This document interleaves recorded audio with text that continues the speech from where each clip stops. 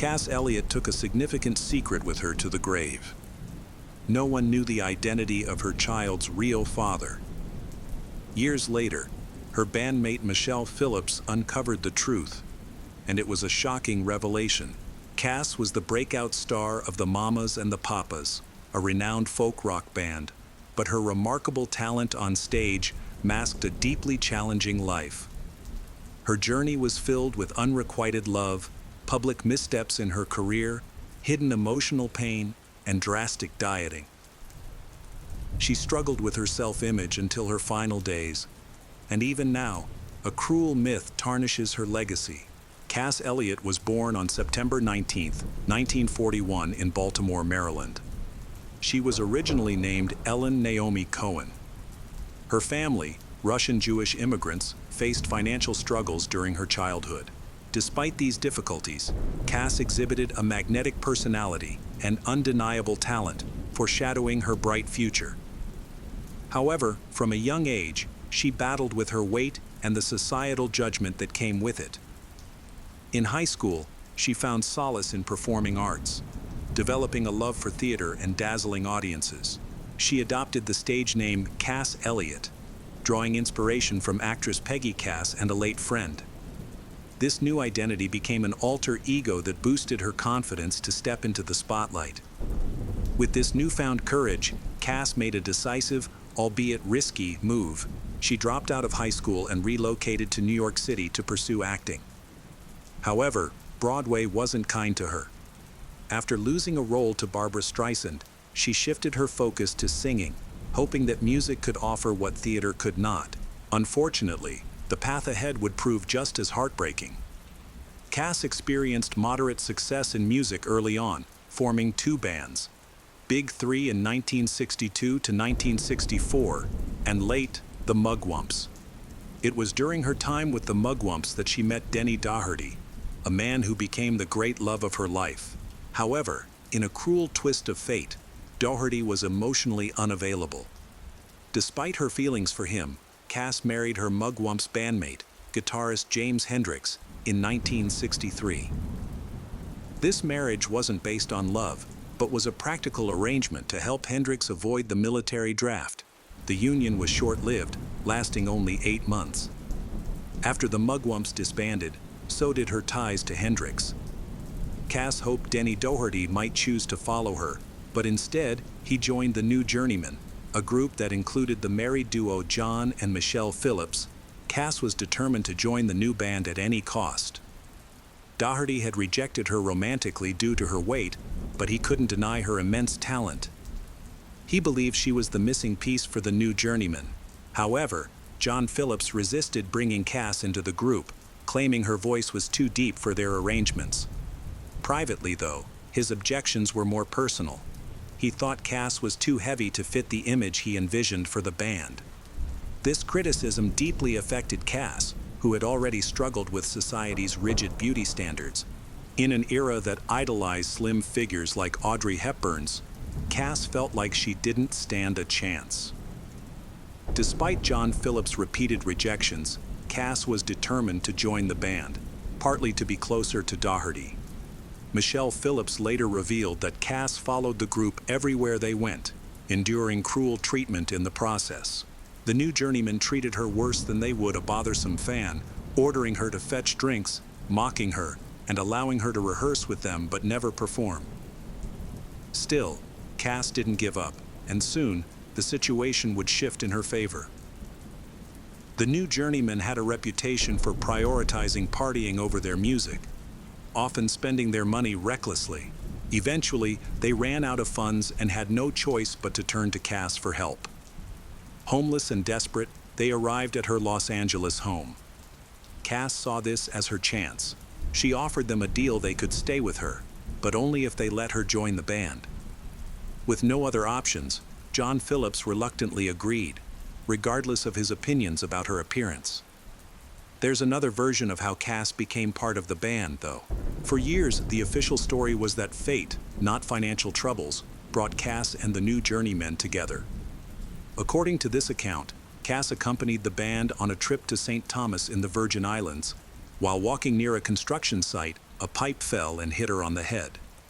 The bizarre incident allegedly caused a head injury that miraculously enabled her to sing in the higher register John Phillips had been seeking for the band. The story about the pipe to the head incident was likely just Cass's way of hiding a more embarrassing truth. Decades later, sources close to the band revealed that John Phillips didn't want fans to know that he had essentially fat-shamed Cass out of joining the group. Regardless of the real story, Cass eventually became part of the band. After a burst of late-night inspiration, they renamed themselves the Mamas and the Papas, and soon after, their success took off. With Cass's powerful vocals, they recorded massive hits like California Dreamin' and Monday Monday. However, even after joining the band, the cruel remarks about Cass's weight didn't stop. In fact, they escalated. John and Michelle Phillips, along with Denny Doherty, openly mocked her weight in their song lyrics. For instance, in their hit Creaky Alley, they included the line, "No one's getting fat except Mama Cass." The lyric resonated with fans, and much to Cass's dismay, the nickname Mama Cass stuck. Things took an even more painful turn when one of her bandmates crossed a personal boundary. Cass had joined the Mamas and the Papas largely because of her unrequited love for Denny Doherty. Sadly, while she was secretly in love with him, he was infatuated with someone else, Michelle Phillips, the very person Cass envied most. When Doherty confessed to Cass that he was having an affair with Michelle, Cass was devastated and consumed by jealousy. Heartbroken, she confronted Michelle saying, "You can have any man in the world. Why take the one man I love?" Despite the heartbreak, Cass still held on to hope that Doherty might one day return her feelings. Years later, Doherty revealed that Cass had even proposed to him one night, but he hadn't responded because he was too drunk. Struggling with her emotions, Cass channeled her pain into music and sought solace in dangerous substances, which led to increasingly erratic behavior. In 1967, Cass traveled to London ahead of her bandmates for a scheduled performance. However, her trip took a troubling turn when local authorities detained her for allegedly stealing bed linens from the apartment where she was staying. Rumors swirled that the police were actually after her for something far more serious. One of Cass's many rumored lovers was a man named Pick Dawson, who was also wanted by the authorities. Cass's life was filled with challenges and dramatic turns. In addition to possibly being romantically involved with Dawson, he was also her drug supplier. Authorities in London sought to use the accusations against her to build a case against him. Cass spent an entire night in jail, facing potentially serious charges. However, when she appeared before the magistrate, the charges were dropped due to lack of evidence. Despite this, the negative publicity forced her band, the Mamas and the Papas, to cancel a scheduled performance. It became clear that her time with the group was nearing an abrupt end. Heartbroken and left with nothing but hurt feelings and disparaging lyrics from her bandmates, Cass began contemplating her next move. Her solo career took off with the success of her recording of "Dream a Little Dream of Me." Cass decided to leave the Mamas and the Papas and embark on a solo journey. Shortly after the band's breakup, she secured a major performance deal at Caesars Palace in Las Vegas, a 3-week contract worth 6 figures. This opportunity had the potential to make her the breakout star of the former group. However, as a solo act, Cass felt immense pressure to lose weight. Determined to slim down for her Vegas debut, she undertook an extreme crash diet, fasting 4 days a week for 7 months. She lost 1/3 of her 300-pound weight, but the drastic measures came at a severe cost to her health. In the weeks leading up to her Las Vegas performance, Cass's health deteriorated rapidly. She developed acute tonsillitis, hemorrhaging vocal cords, mononucleosis, and hepatitis, all consequences of her dangerous dieting. Despite her excitement for the debut, she was physically unprepared. The star-studded audience, including celebrities like Sammy Davis Jr., Jimi Hendrix, and Mia Farrow, gathered to witness her first solo show. But Cass, weakened by illness and barely rehearsed, struggled on stage. Her voice was so faint that the audience could hardly hear her. Her contract required her to perform 2 shows per night. After resting briefly, she attempted the second performance, but her voice only worsened. The audience grew increasingly frustrated and began walking out. Caesar's Palace ultimately canceled her contract. To make matters worse, the media was merciless. Newsweek compared her disastrous debut to the sinking of the Titanic. The harsh criticism left Cass devastated, and she sank into a deep depression. Amid the turmoil, one source of joy remained in her life: her newborn daughter, Owen. Cass had given birth to a healthy baby girl shortly before signing the Las Vegas contract. Despite the chaos in her career and personal life, she was deeply committed to being a good mother. She fiercely protected her daughter's privacy, even going as far as firing nannies who became too attached. To shield Owen from media scrutiny, Cass kept the news of her child out of the headlines and refused to reveal the identity of the father, despite rampant speculation from the press. Throughout her career, darker rumors often surrounded Cass Elliot. Known for hosting legendary Hollywood parties, frequented by the biggest stars, and some infamous ones, there are claims that she once hosted the notorious cult leader Charles Manson and his followers at her home. While the extent of her connection to Manson is unclear, it was enough to make some people view her differently. After Manson orchestrated his horrific crimes, John Phillips, her bandmate, blamed Cass for introducing Manson to their circle, and even held her partially responsible for the brutal murder of Sharon Tate. Fortunately, authorities did not share Phillips's view. After a disappointing solo debut in Las Vegas, Cass's career stalled. Though she continued to appear on television, she even hosted her own variety specials, the Mama Cass television program and Don't Call Me Mama Anymore. Despite her professional efforts, Cass longed for more than just a middling career. She yearned for love. In 1971, she met Donald von Wiedenmann, a journalist in Bavarian Baron Air. Their whirlwind romance led to marriage, but it ended in divorce just 2 months later. Cass's health began to deteriorate, exacerbated by her dangerous dieting habits. In 1974, while backstage at the Johnny Carson show, she collapsed unexpectedly, though she dismissed the incident as exhaustion, saying, "My blood sugar level dropped or something, and I just sort of tipped over." It was a clear warning sign of her declining health, one she chose to ignore. Later that year, Cass completed a successful 2-week concert series at the London Palladium. Instead of resting, she celebrated by attending Mick Jagger's 31st birthday party in Chelsea, followed by a brunch in her honor hosted by Georgia Brown.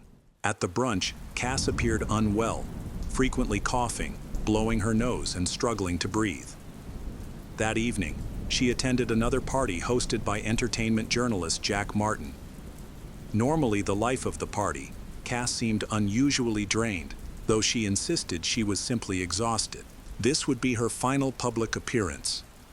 Cass returned to an apartment in London's Mayfair neighborhood, owned by Harry Nilsson. The next day, when her secretary noticed she hadn't left her room, he entered and found her lifeless in bed. She had died of a heart attack at just 32 years old. However, rumors quickly spread, falsely claiming she had choked on a ham sandwich, a cruel jab at her struggles with obesity.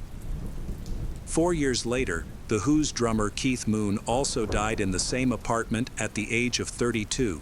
After her death, Cass's daughter went to live with her younger sister Leah. Years later, Michelle Phillips, Cass's former bandmate, revealed the identity of Cass's secret lover and the father of her daughter, Owen. He was Chuck Day, the second guitarist on the hits Monday Monday and California Dreamin'. In October 2022, Cass was posthumously honored with a star on the Hollywood Walk of Fame, attended by her family and friends, including Michelle Phillips. Cass faced immense challenges in an era when fatphobia was rampant. People openly made degrading comments about her weight, even on live television. Despite this, her extraordinary talent shone through. Her voice was unparalleled. When the Mamas and the Papas reunited for their Rock and Roll Hall of Fame induction in 1998, 3 backing singers were needed to try to replicate her presence during their performance of California Dreamin'. Yet, they still couldn't match her power. Cass Elliott's legacy endures, a testament to her remarkable talent and resilience in the face of adversity. Welcome to our channel. Today we will learn about the life of Donna Drake, a famous American singer, dancer, and film actress from the 1930s. At the height of her fame, Donna Drake discovered she was pregnant, but it was not a happy revelation. It was a devastating shock for one important reason: her entire life had been built on a lie.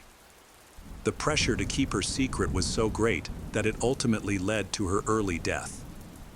Donna was a talented and passionate artist, but behind her glamorous stage persona was more than just a name that studio executives wanted to erase from public memory.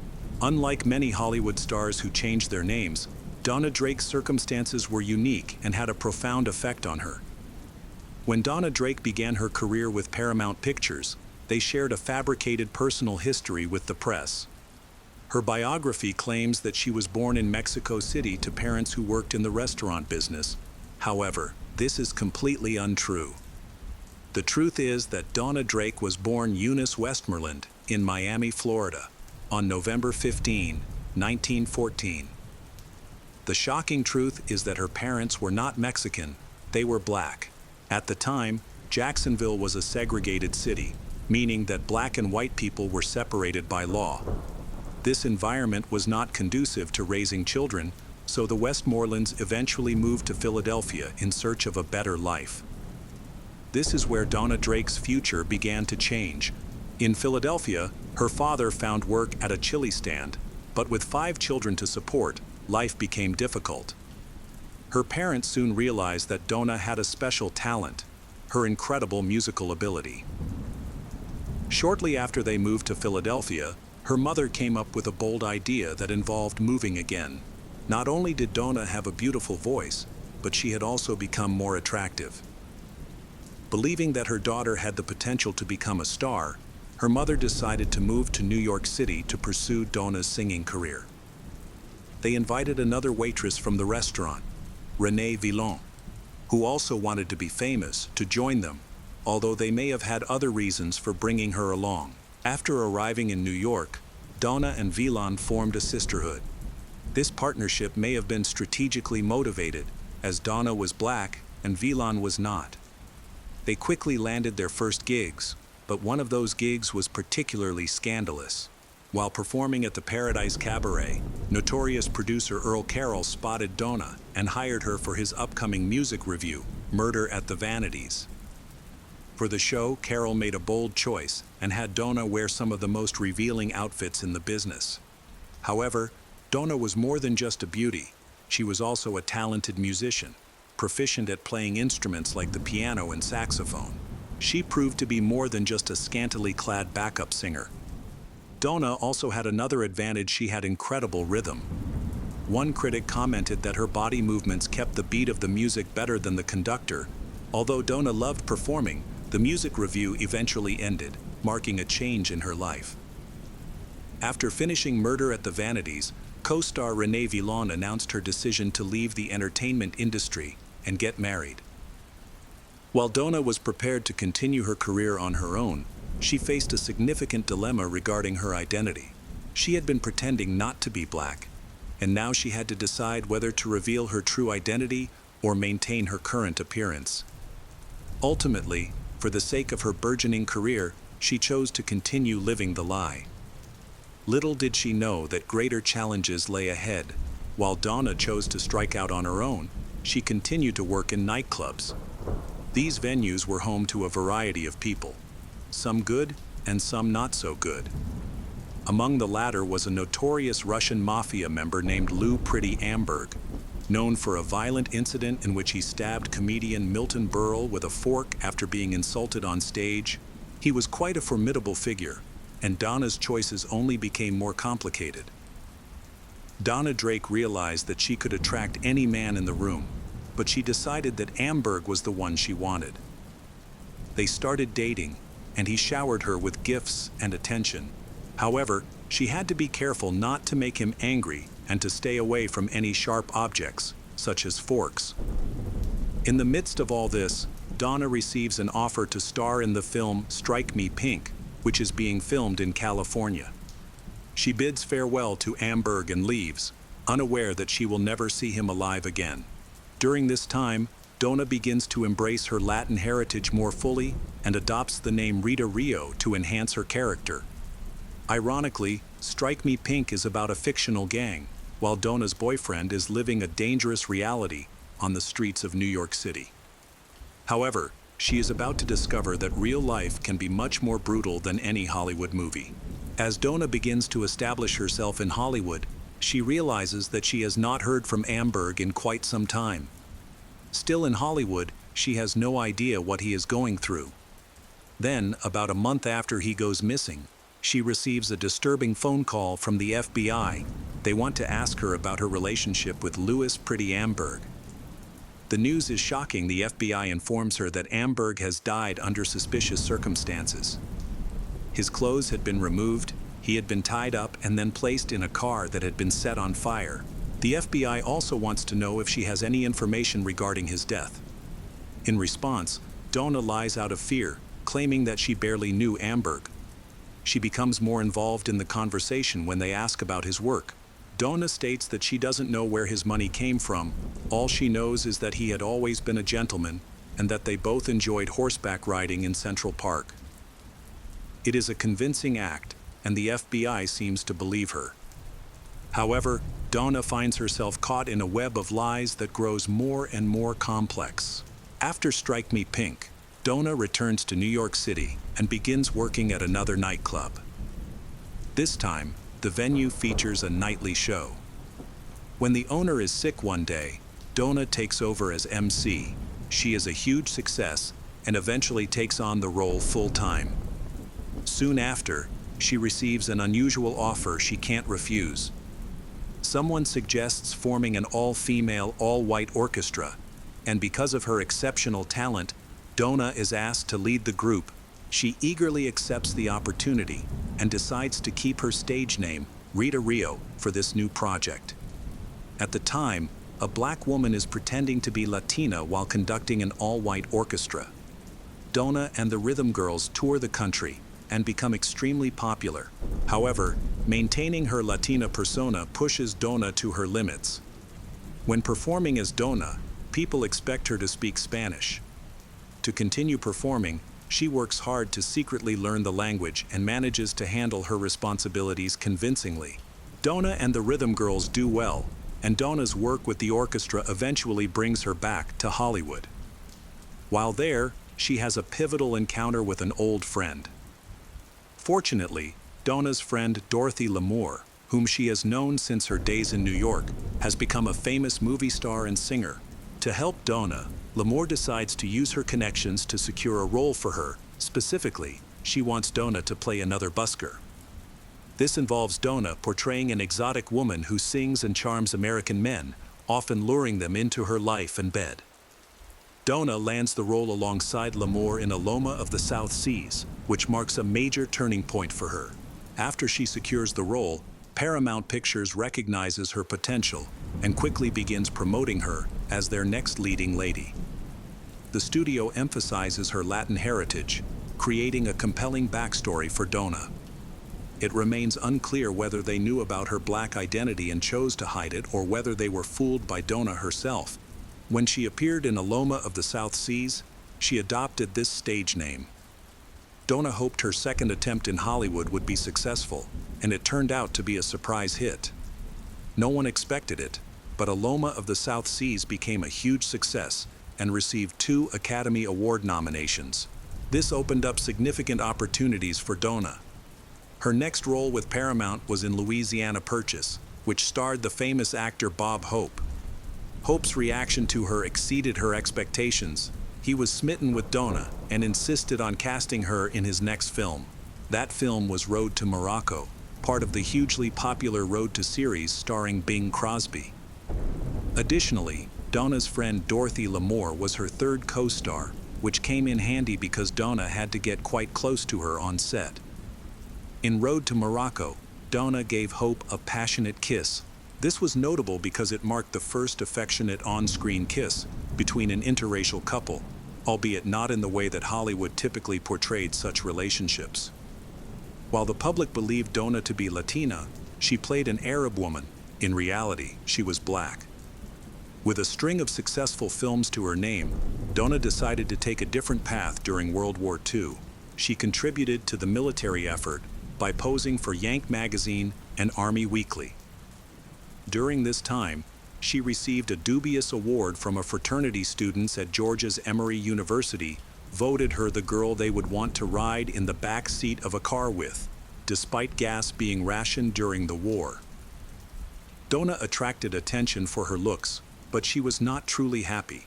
After working with big names like Bob Hope and Bing Crosby, she felt she was on the verge of success and became impatient to break into the top ranks of Hollywood.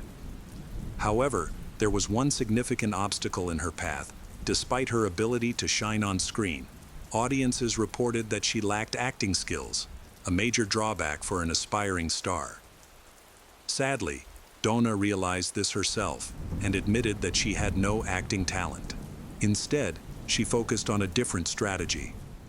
Having struggled to establish herself in Hollywood while keeping her true identity a secret, she believed that acting skills were less important than having a good role and an effective director.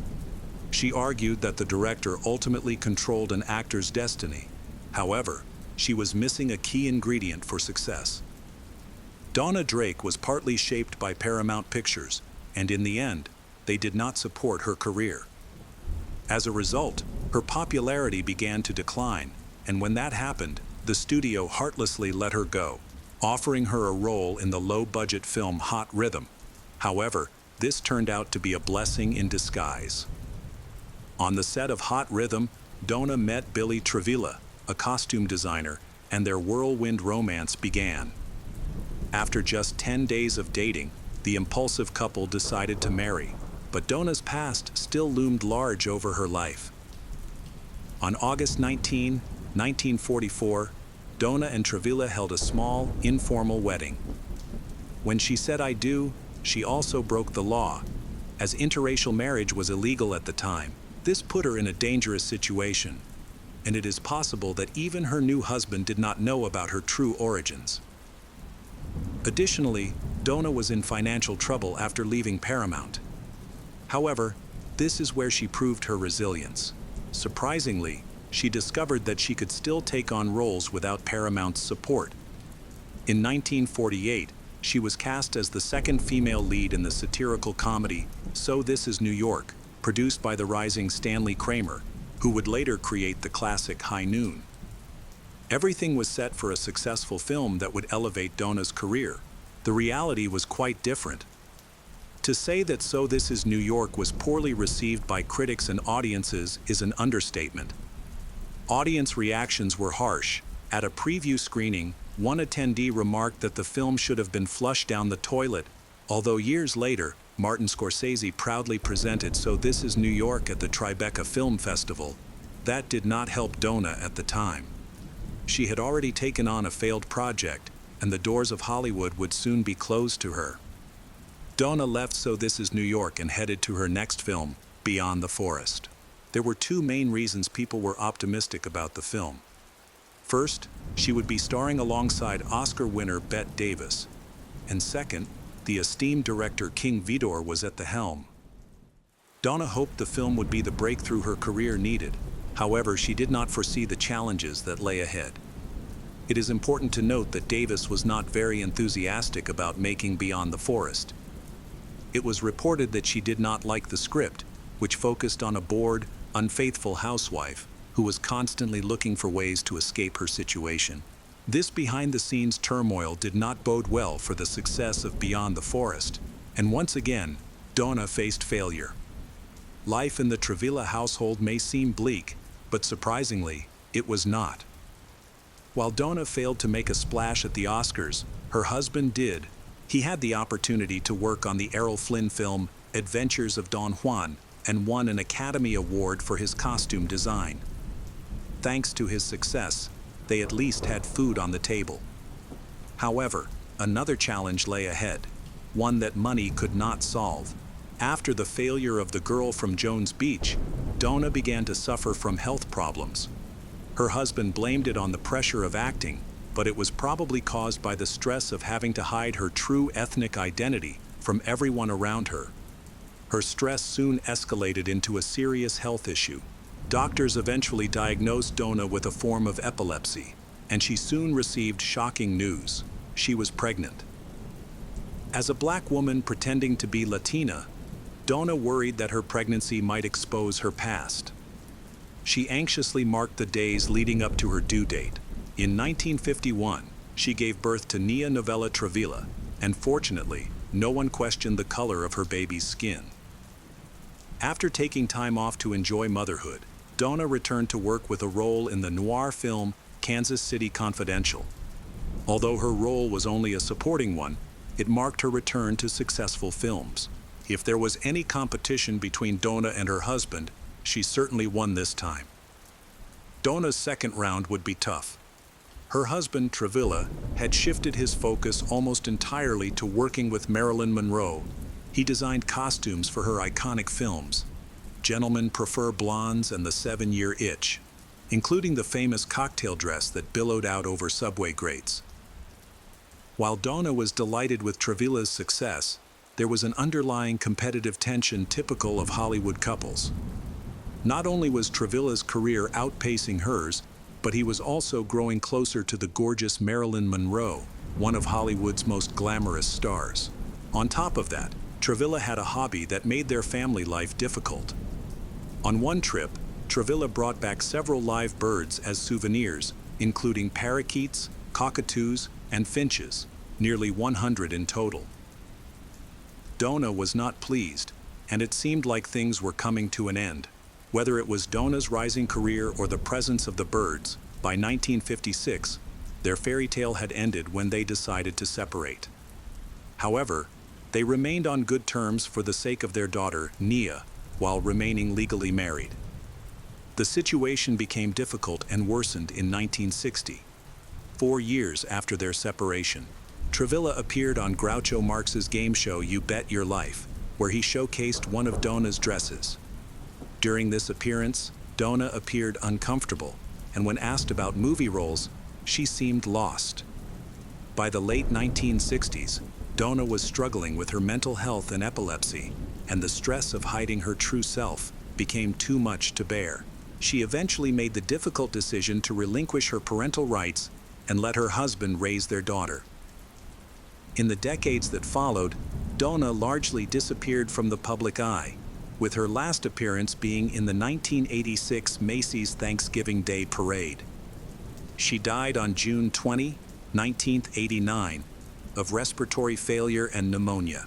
A lingering question remains: was her fame worth the sacrifices she made? To understand her decision to hide her true identity, it is important to consider the context of the time. Interracial marriage was illegal, and even friendships faced social disapproval. In her career, black women were often relegated to roles as maids, cooks, or comedic sidekicks.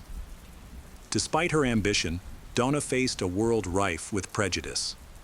The consequences of her choice to hide her background were significant.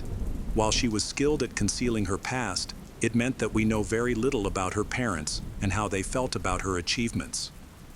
Major life events, such as weddings, the birth of children, and attending movie premieres, could have been complicated for them, forcing them to remain in the shadows of her fame. We hope you enjoyed our exploration of Dona Drake's life. That's it for this episode. Thank you for joining us.